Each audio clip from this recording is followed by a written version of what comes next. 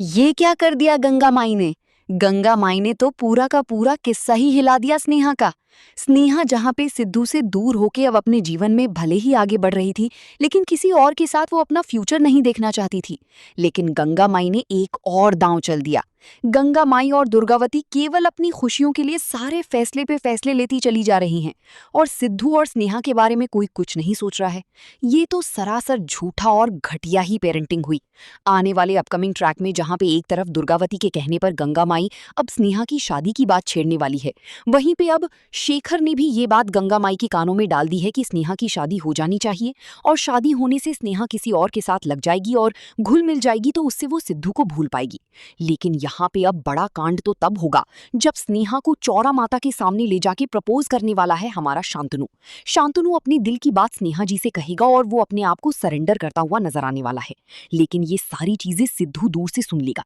अब सिद्धू को ऐसा लगेगा कि सारी चीजें और पूरी कैसेट समझ में आ जाएगी।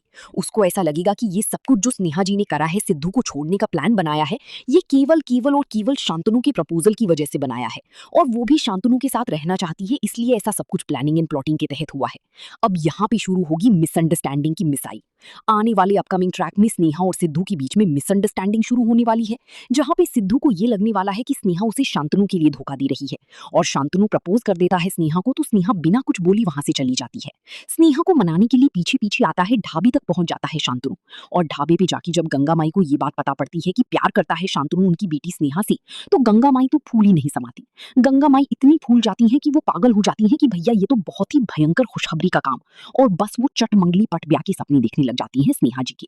लेकिन स्नेहा के दिल का हाल अब कोई नहीं समझ पा रहा है। स्नेहा जी नहीं करना किसी से भी शादी, आने वाली अपकमिंग ट्रैक में जहां पे स्नेहा को फोर्स किया जाएगा गंगा माई के द्वारा कि तुम्हें अब करनी ही होगी शांतनु से शादी, क्योंकि शांतनु से बेस्ट लड़का तुम्हारे लिए कोई नहीं है, और सिद्धू से मूव ऑन करने का इससे अच्छा रास्ता कोई नहीं है। तो क्या होगा स्नेहा का अब आंसर देखना मजेदार होगा। आप अपनी राय जरूर दीजिए कमेंट बॉक्स में।